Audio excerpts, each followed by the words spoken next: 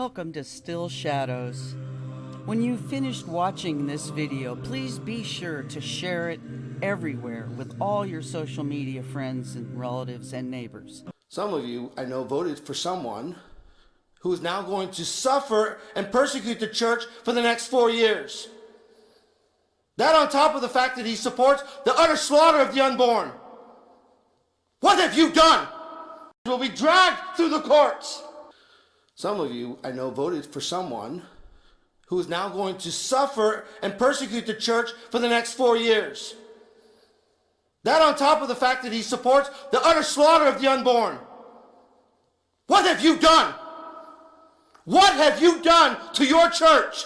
All right, Ali, first of all, thank you for being here. So let's begin with Stop the Steal. You know, your view, you're obviously completely dedicated to the cause of, America First and all of this. Tell me first about Stop the Steal. Why did you say we need to do this thing? Well, first, thanks for having me. It all started actually in 2018. In 2018, the midterm elections, we were watching what we believed was widespread election fraud. It was happening in Orange County. It was happening in Arizona in that U.S. Senate seat. It was happening in Georgia, the gubernatorial race there between Governor Brian Kemp and Stacey Abrams, the Democrat nominee for governor. And it was happening in Florida. Look at this! Ballot tag. Where's the media? The trucks. And look at their in perfect condition. Look at this shit. And, I'm a political consultant. I've been doing this for 14 years. I know what not normal looks like. Right. And not normal was happening all across the country. And I'm somebody who spends a lot of time debunking conspiracies, but I could not debunk this. And so I had a late night live stream, and I was cursing, and I said, why aren't you people out in the streets? They're stealing your right to vote. And I said, people need to get out in the street. People need to get out in the streets. And I thought that the most likely state where citizens could have an impact was the state of Florida. And it was very consequential. So my friend Jack Posopik was like, Ollie, I'm going to Poland, so you've got to go to Florida. And I was like, whoa, I just was giving the call to action, I wanted to do a little Patrick Henry. I'm calling for the man, I'm not the man. Yeah, and so I found myself on a flight a couple hours later on my way to Florida in Broward County, and we started 7 to 10 days of consecutive protest out there to protest the bureaucrats. When we got there, magically the margin of ballots that they found that leaned Democrat started reducing. And Laura Loomer, who ran for Congress this last cycle, a fantastic investigative journalist and a sister to me, she found ballots at an Avis car rental center that was rented out by a union member connected to Brenda Snipes, who oversaw the Broward County elections. And so we discovered their fraud. What? Another ballot tag? Oh my God! Look at that! Look at that! Another ballot tag! Grab it! Oh my God!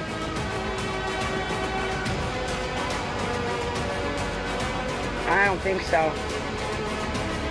No. But we should start looking around the parking lot for these things. Look at this! Ballot tag. Where's the media? The trucks. And look at their in perfect condition. Look at this shit. Put them up in the air. Look at all these we just found. Look at those. Wow. You could add this to the collection. Add that to the collection. That's because I crossed this tape. Yeah, they've been keeping us behind this tape for the past 4 days. Okay. This line just goes back. But, I don't know, residents of Broward County, you need to,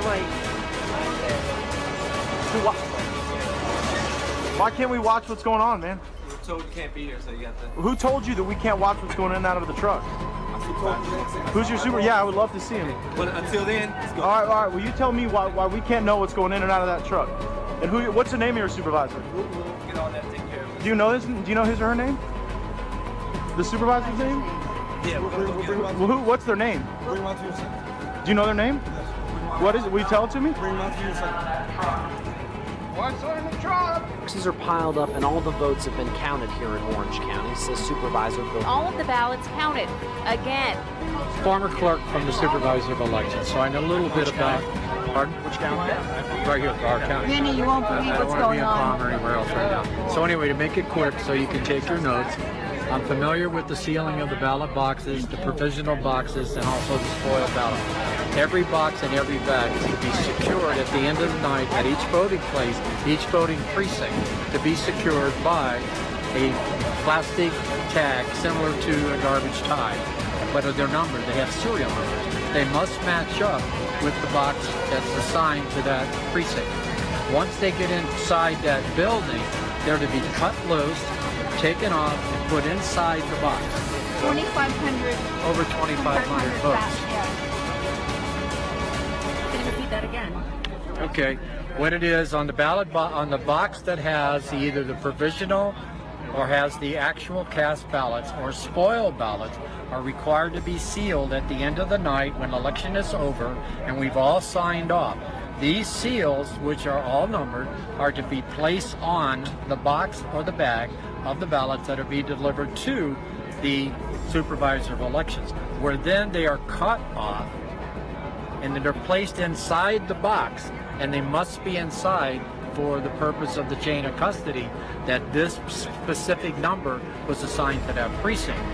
So this doesn't belong in the parking lot. This belongs inside that building, secured inside the box that came off.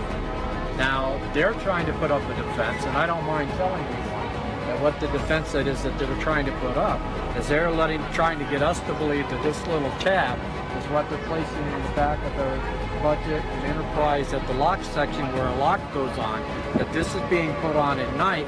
That's not true. That's never been done. That comes from inside information from our side of it. But they're telling them we simply found something that they're securing these trucks with. Excuse me, I've seen these for 15 years.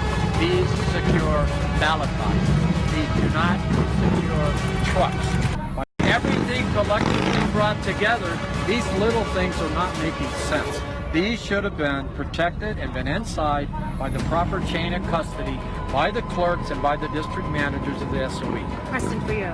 Right. Fortunately, we believe because of our efforts in Stop the Steal 2018 that we kept DeSantis out of the runoff, that we protected Rick Scott's seat. And unfortunately, a lot of people don't know this, but the Agriculture Commissioner lost there, and the Agriculture Commissioner is in charge of the gun rights there in Florida. And so this, to me, looked like a criminal conspiracy. And it looked like to me that they were hitting it from multiple angles. And so we tried to alert the RNC. Ronna Romney McDaniel, who's the RNC chairwoman, is not a fan of mine. So fast forward 2 years later, everyone's like, Ali, you got to be prepared to stop the steal again. Right. And I was pretty bitter. I said, the Republican Party doesn't deserve me. So I'm not going to do it. And I went back and forth very publicly with, I'm going to do it, I'm not going to do it, I'm going to do it, I'm not going to do it. And November 4th, I got a text message from my friend Scott Pressler, who's one of the best activists on either side of the aisle, and does these trash pickups and voter registrations, a real salt of the earth type of guy. He texted me, he said, Ali, I've got airline miles, I'm willing to do whatever needs to be done, I just need a little direction. And I went to brunch and chose that I wasn't going to text him back. The country had been lost, and I could survive in a society that was ran by Democrats. But at brunch, I had two fellows that I helped mentor, and one of them said, if you could help save the world, and if you could help save the world and you won't, what does that mean, or something like that. And I said, dang it. It's a good point. Dang it. And so we went home and we started Stop the Steal, and we married GOP local activists with social media influencers to start the protest. That first night we were in 2 or 3 states, the next night we were in 5 states. On Friday, I think we were in 6 states, and on Saturday we had Stop the Steal Saturday. We were in all 50 states, and the country's never seen anything like it. Right. Well, let me ask you this then: do you think that there is a what has transpired since all of that. Church Militant had actually gone to a couple of Stop the Steals, one up in Lansing, here, Capital, Michigan, our unfortunate home base, given how politically liberal it is. Is there do you think that what has happened in these 2 months and a couple of weeks since the election is really the end of the Republican Party is it the end, or is it the end of it as everybody just kind of perceives it to be? Most certainly in the latter. As we perceive the Republican Party, that's over. That's totally over. Is it the end of the Republican Party? I think that we will know the answer to that over the course of the next 3 months. The question is can Stop the Steal mount this bull that is trying to kill itself? Mm-hmm. And if we can tame this bull that is bleeding out and then rushing for additional spears that it wants to jam itself into, if we can steer it away from that, then we will have saved the Republican Party. And it's very important that we not start a third party. It's very important that we take over the Republican Party because of the ballot access laws in this country. Mm-hmm. And so there's not just funding issues, there's not just ballot access issues, there's also the low information voter who's just going to choose a party and vote for it. So there are no viable third parties for financial reasons, for legal reasons, and then for reasons of mass psychology. Sure. And so what we're going to attempt to do is we're going to attempt to punish the people who not only betrayed President Donald J. Trump, but betrayed our voting rights and efforts for election integrity and efforts to have a shared worldview or shared facts through making the counting process transparent. We are going to punish, I'll be careful with my words here, we're going to punish the heck out of those folks. So Governor Doug Ducey is going to be our primary target. We're going to seek to recall him. There's a recall petition already out for him that's going to fail on January 15th. We'll restart that, and we'll toss him out. The time for excuses is over. Now is the time for strength. If you want peace, you must stand strong at all times. The time for empty talk is over. Now arrives the hour of action. Today, you end one chapter, but you are about to begin the greatest adventure of your life. January 20th will be remembered as the day the people became the rulers of this nation again. If the righteous men do not confront the wicked few, then evil will triumph. You came by the tens of millions to become part of a historic movement, the likes of which the world has never seen before. Now we are calling for a great reawakening. When decent people and nations become bystanders to history, the forces of destruction only gather power and strength. This American carnage stops right here and stops right now. Do not underestimate us and do not try us. This would be a fatal miscalculation. Is not which party controls our government, but whether our government is controlled by the people. There should be no fear. We are protected. We will be protected by God. I know that each of you will be a warrior for the truth, will be a warrior for our country and for your family. I know that each of you will do what is right, not what is the easy way. Our answer will be a rebirth of devotion to defeat the enemies of humanity. This is a very different administration than the United States has had in the past.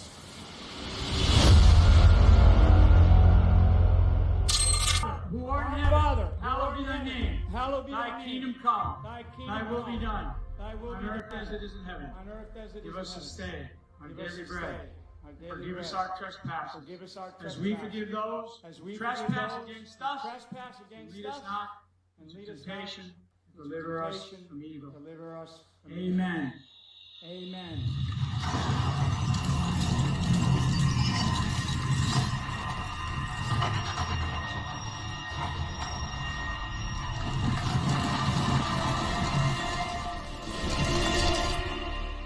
So let me ask you this, because this is one of the things that people are saying. Okay, so you have this internal war within the Republican Party, and it becomes kind of the more patriot party, or however, all of that stuff, and 75, probably more, million Americans who voted for, Trump, President Trump. They're all great fodder for this whole thing, and blah, blah, blah. Okay, fine. So then up comes whoever the Republican candidate is, in 2024 for president, or, various, folks being primaried out. You have this whole thing, but then you have to go face the great cheating machine. Where 300,000 Republicans stayed home in Georgia during the Senate runoff races, because they said, what's the point? Right. What's the point? Doesn't matter what we do internally when we walk out there, we're going to get cheated out anyway. So the war within the party is one thing, but then how does that translate into a victory when these guys have the Dominion voting machines, they have all the Secretary of States in place, the governors in place, the election officials, all the stuff? Why aren't we just going to see all that all over again? Because we have to toss out, they're not just moderates. They're people who love the perma-state. They're people who love polite society. Yes. The idea that we have a polite society is that we might be more civil. Well, we've seen in our version of polite society is actually less civil. We have a paramilitary arm of the Democrat Party that's allowed to burn down major cities and beat its political opponents. We have district attorneys and attorney generals that are funded by one man, one foreigner, and they don't prosecute certain crimes, and then they maliciously prosecute their political opponents. We do not have a shared worldview. So what we have to do is we have to decide that those Republicans who, I say, don't know what time it is, okay, it's 11:59 on the doomsday clock. Those who don't want to recognize what time it is have to be purged from the party so that we can pass election reform, so that we can pass paper ballots and audible machines, and we can toss out these Dominion machines. Those should have been ripped out of the walls. And President Donald J. Trump had that authority, and he didn't do it. Governor Kemp had that authority, and he didn't do it. The Attorney General of Georgia had that authority, and he didn't do it. The Georgia Secretary of State, who lends out the machines to the counties, which have a little bit of autonomy there in Georgia, he didn't do it. And so you're seeing a total failure of leadership. And if we get out those leaders and we get some common sense folks in, right, some people who do think politically, they will be better stewards than these people who think that they're great stewards, who think that they're great moderates, who think that tone will save us alone. No, we need men of action. The hour of action has come to pass, and we will choose right now whether we can save the elections before 2022, or we will never have a fair and free election in this country. And I assure you this, if Stop the Steal is not successful, I was going to say if I'm not successful, but it's really 75 million Americans. If big plus, maybe 80 million. If we are not successful, then what you will have is the dark effects of mass psychology, and that chilling effect where more and more and more people choose to opt out of voting altogether, and you can't win. You'll be fighting rigged machines, a rigged narrative, a silent social media, and then voters who are woke and just choose to opt out of a totally immoral process. And so the fight for Stop the Steal is to quickly change our election laws in some of these key states. And we have the ability to do that if we'll recall some of these bad governors, if we'll pressure folks in the state legislators, and then frankly toss out some of these House speakers and state Senate presidents who stood in the way of calling special sessions. So we can win. There is a pathway to regain our confidence in our elections and change the election laws to vet our elections going forward. The Democrats have not won yet. Narrow path? Narrow. All right. I need more political stuff. More political stuff. I'm pretty optimistic. We own all of Arizona except for the Secretary of State. There's tremendous pressure right now with the state Senate president and the state Speaker of the House there, especially after Maricopa County ignored their subpoenas.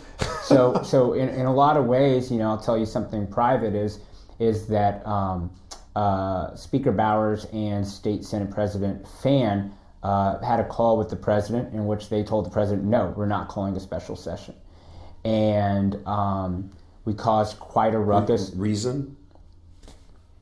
They figured Just he not lost. how polite society does it? Polite society, that there was no political victory to be obtained, that we could only lose these moderate voters. And in Arizona, they have diehard conservatives, they have honest to God moderates, and then they have some veterans. And so the right over in Arizona is a complicated coalition, unlike that of other states. In the Midwest, you have workers and people perceive those people as moderates.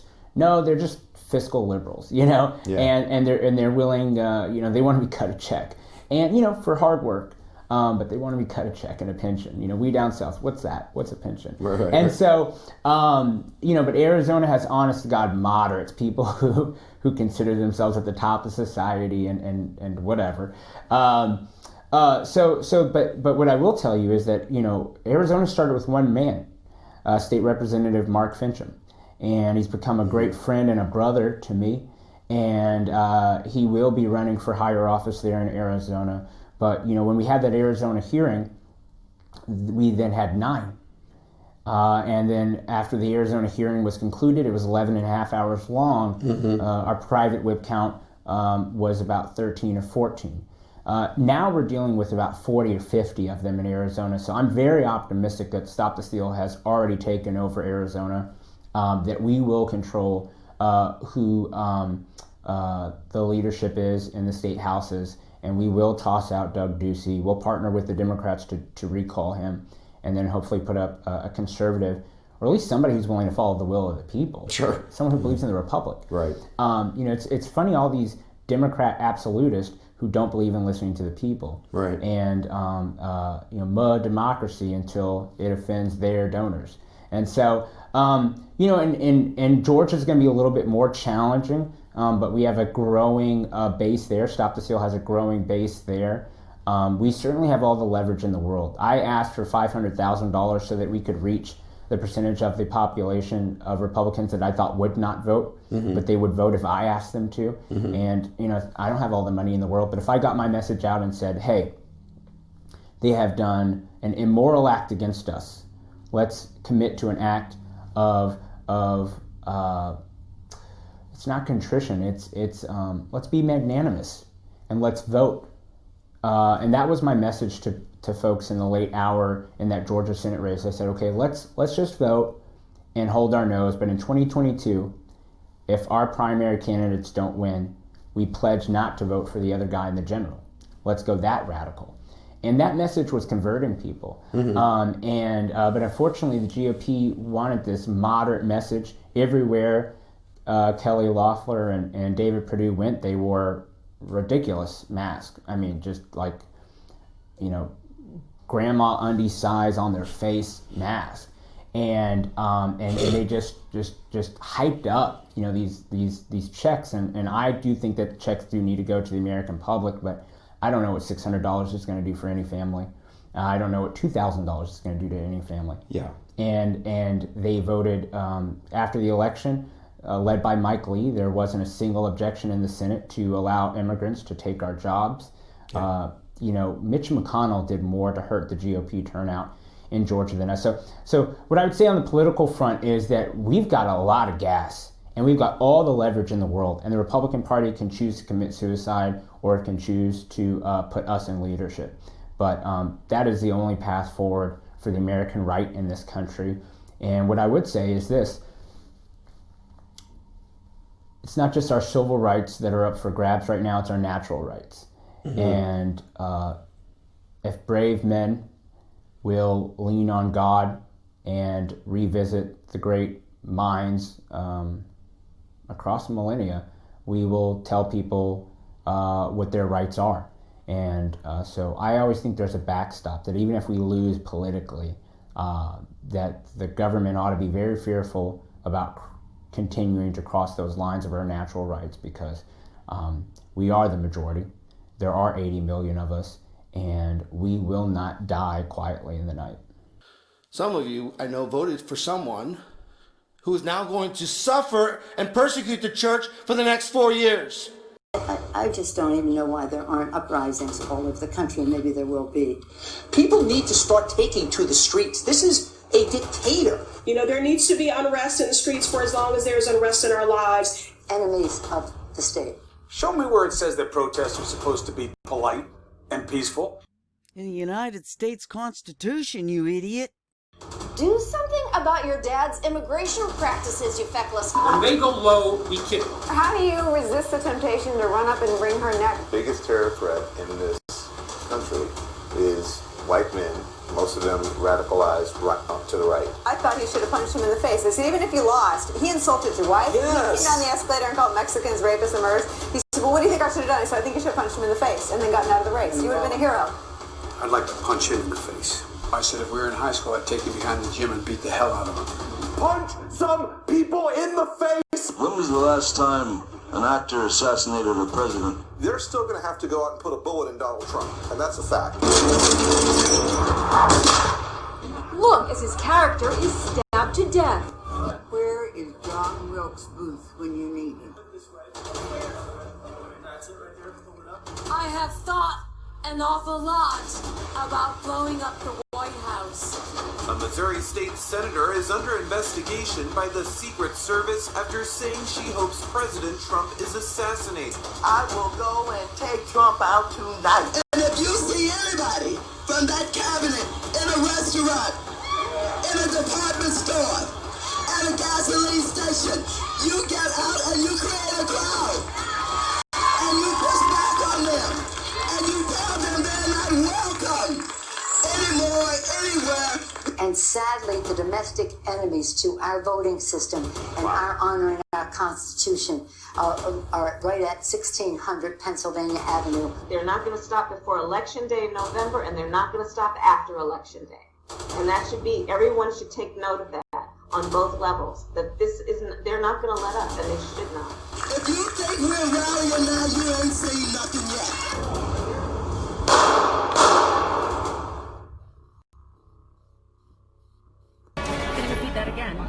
Okay, what it is on the ballot on the box that has either the provisional or has the actual cast ballots or spoiled ballots are required to be sealed at the end of the night when election is over and we've all signed off.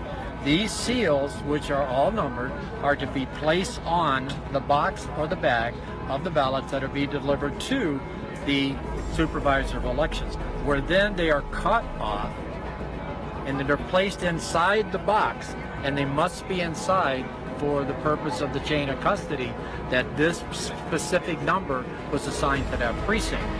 So this doesn't belong in the parking lot. This belongs inside that building, secured inside the box it came off of. Now, they're trying to put up a defense, and I don't mind telling you that what the defense that is that they're trying to put up is they're trying to get us to believe that this little tab is what they're placing in the back of their budget and enterprise at the lock section where a lock goes on, that this is being put on at night. That's not true. That's never been done. That comes from inside information from our side of it. What they're telling them, we simply found something that they're securing these trucks with. Excuse me, I've seen these for 15 years. These secure ballot boxes. These do not secure trucks. Everything collectively brought together, these little things are not making sense. These should have been protected and been inside by the proper chain of custody, by the clerks and by the district managers of the SOE. Question for you. Isn't it interesting? They call it projection. When you transfer your own thoughts and your own actions or whatever it is you're promoting You accuse or you attach it to another person or group as though you're completely transferring the ownership of that action or thought onto someone or something else so that you can't be seen as being the one holding it. And it makes the other person or group look totally responsible for it when it's really you. And isn't it interesting? I just thought of the word projection. When you break that down and just take the first half, project. When you project, you put across something. You have a projector in theaters, in movies. You're projecting, okay? That is what I think this Vanity Fair clip called Baby Trump Trashes the White House is a very clever work of projection. Projection, programming, the mind and psyche subliminally